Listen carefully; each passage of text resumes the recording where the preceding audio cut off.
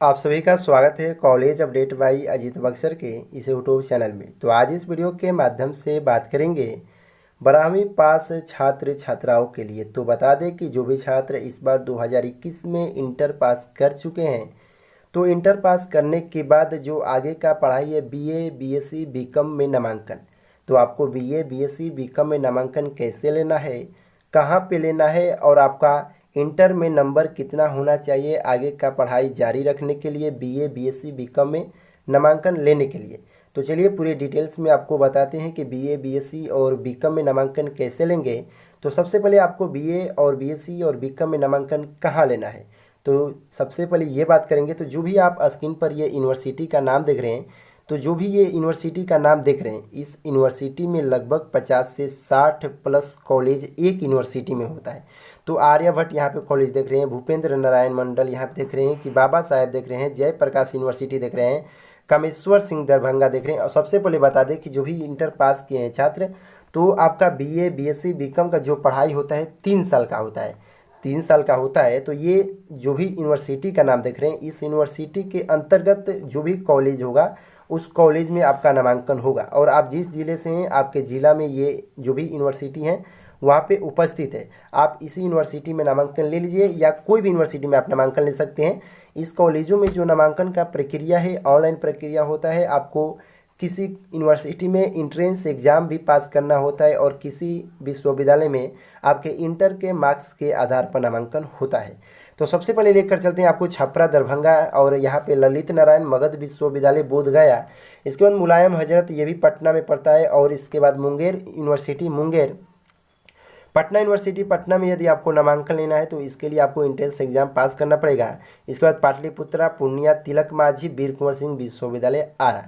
तो चलिए ये तमाम यूनिवर्सिटी का जैसे आपको नामांकन लेना है तो इस वीडियो के माध्यम से जो निर्देश है आपको बता देते हैं। तो सबसे पहले इस चैनल पर नए जुड़ रहे हैं तो चैनल को सब्सक्राइब भी कीजिएगा।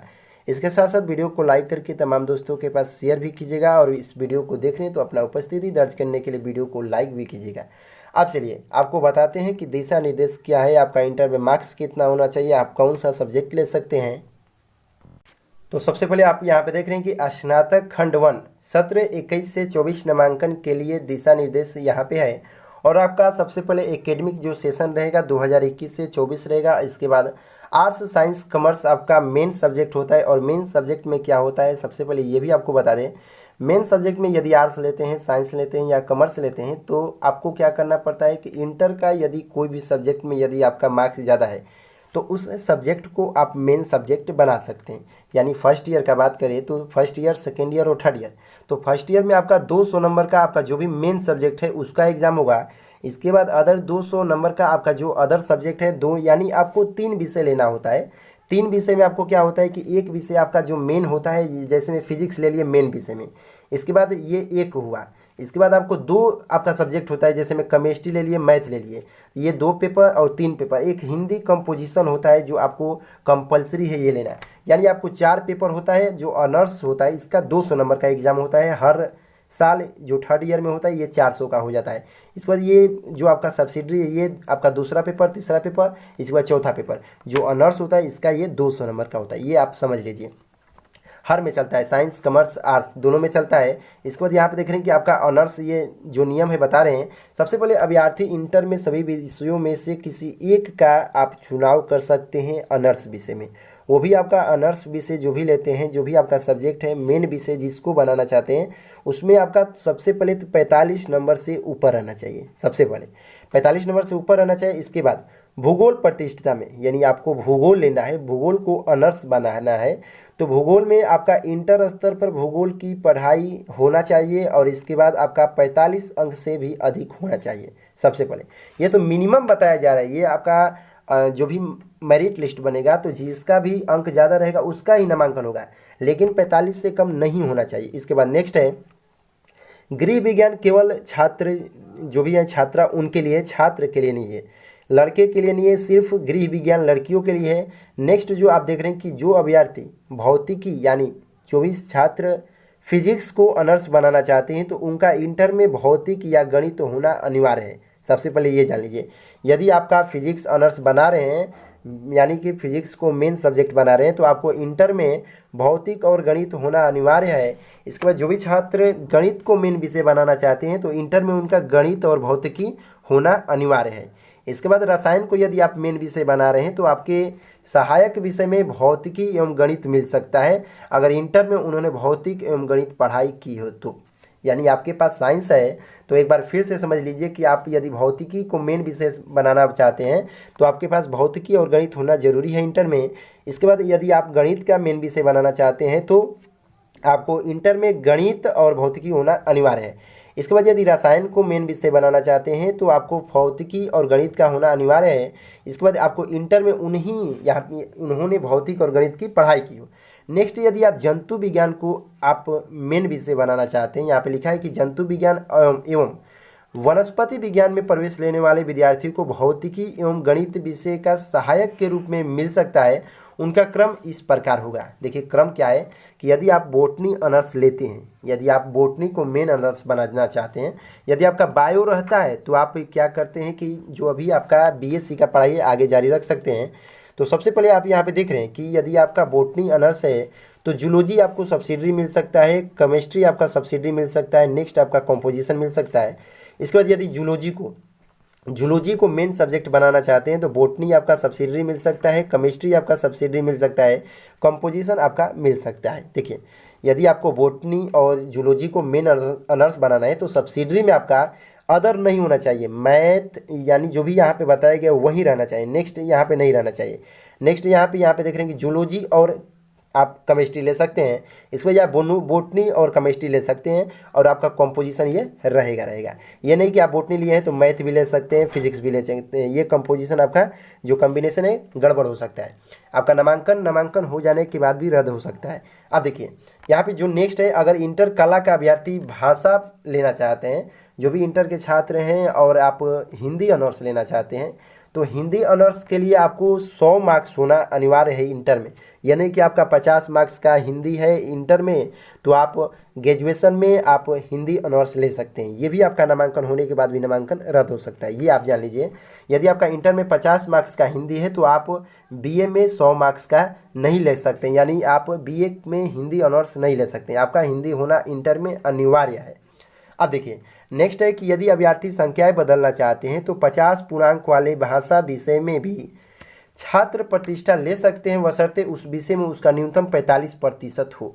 यानी आपका विषय बदलना चाहते हैं, इंटर में आपका 50% है, यानी कि 50% का आप हिंदी लिए हैं, 50 नंबर का जो हिंदी आप लिए हैं, इसमें यदि आपका 45 नंबर रहता है, यदि आपका 45 नंबर रहता है तो आप बीए में हिंदी ऑनर्स ले सकते हैं, ये आप ध्यान में रखिएगा। यदि 45 से कम है तो आप नहीं ले सकते हैं, 45 से ज़्यादा है तो ले सकते हैं, और वैसे भी आपको ऑनर्स में 45 नंबर से ज़्यादा होना चाहिए। अब देखिए अब नीचे है कि भाषा एवं साहित्य का प्रवेश लेने वाले छात्र सहायक विषय के रूप में एक से अधिक भाषा साहित्य के विषय में नहीं पढ़ सकते हैं। यदि जैसे कि आप एक भाषा ले लिए हैं तो सब्सिडी में अलग भाषा वाला सब्जेक्ट नहीं ले सकते हैं, अब आपको अदर सब्जेक्ट लेना पड़ेगा, उसमें भाषा एक ही आपको भाषा लेना है। हिंदी लिए हैं तो हिंदी, अदर भाषा आपको नहीं लेना है। नेक्स्ट यहाँ पे देख सकते हैं कि अभ्यर्थी प्रतिष्ठिता विषय को छोड़कर दोनों सहायक विषय में प्रायोगिक वाला विषय नहीं ले सकता है। अब देखिए अब छात्र छात्राओं के लिए यहाँ पे कि ऑनर्स विषय को छोड़कर, अब देख रहे हैं कि ऑनर्स विषय को छोड़कर दोनों सहायक विषय में, अब देखिए दोनों सहायक विषय क्या है कि दोनों सहायक विषय में प्रायोगिक वाला विषय नहीं ले सकता है। अगर इंटर, यहाँ पे इंटर में 3 विषय में प्रायोगिक वाला है, उसमें से एक विषय ऑनर्स, एक विषय सहायक और एक विषय बाहर से कोई और ले सकता है। अब देखिए इसका बात समझिए कि जो भी छात्र ऑनर्स लेना चाहते हैं तो ऑनर्स विषय में दोनों विषयों में प्रायोगिक वाला विषय नहीं होना चाहिए, यानी दोनों विषयों का जो भी होता है प्रायोगिक नहीं होना चाहिए। यदि आप फिजिक्स लेते हैं तो केमिस्ट्री होगा आपका सब्सिडी, मैथ होगा, लेकिन आपका एक ही होना चाहिए। आपका दोनों, यदि आपका ऑनर्स नहीं रहता है आपका प्रैक्टिकल तो सब्सिडी हो सकता है, सब्सिडी में आपका एक ही विषय होना चाहिए, ऑनर्स हो सकता है या सब्सिडी में एक हो सकता है। ये नहीं कि आपका ऑनर्स में भी एक हो गया और आपका जो सब्सिडरी है उसमें भी 2 हो गया, तीनों आपका नहीं होना चाहिए, सिर्फ 2 होना चाहिए, 2 से ज़्यादा नहीं होना चाहिए। अब देखिए, यानी आपका ऑनर्स में आपका क्या है कि प्रैक्टिकल है तो सब्सिडरी में 2 सब्जेक्ट नहीं होना चाहिए, सिर्फ 1 होना चाहिए। यदि आपका ऑनर्स क्या है कि सब प्रैक्टिकल नहीं है तो सब्सिडरी में आप 2 ले सकते हैं, यही बात है। अब देखिए, बीकॉम पार्ट 1 में अकाउंट ऑनर्स में विद्यार्थियों का नामांकन होगा। इंटर में अकाउंट विषय में आपको 50% होना अनिवार्य है। अकाउंट में आपका होगा लेकिन 50% होना अनिवार्य है। किसी भी संख्या, यहाँ पे देख रहे हैं कि किसी भी संख्या में आपका, यहाँ पे देख रहे हैं कि किसी भी संख्या में आपका, यहाँ पे देख रहे हैं कि न्यूनतम आपका 50% होना अनिवार्य है। किसी भी संख्या के कॉमर्स से यदि आप लिए हैं तो आपका न्यूनतम 50% होना अनिवार्य है। और किसी भी संख्या से कला में प्रवेश करने के लिए उस विषय का न्यूनतम प्राप्तांक आपका 50% होना चाहिए।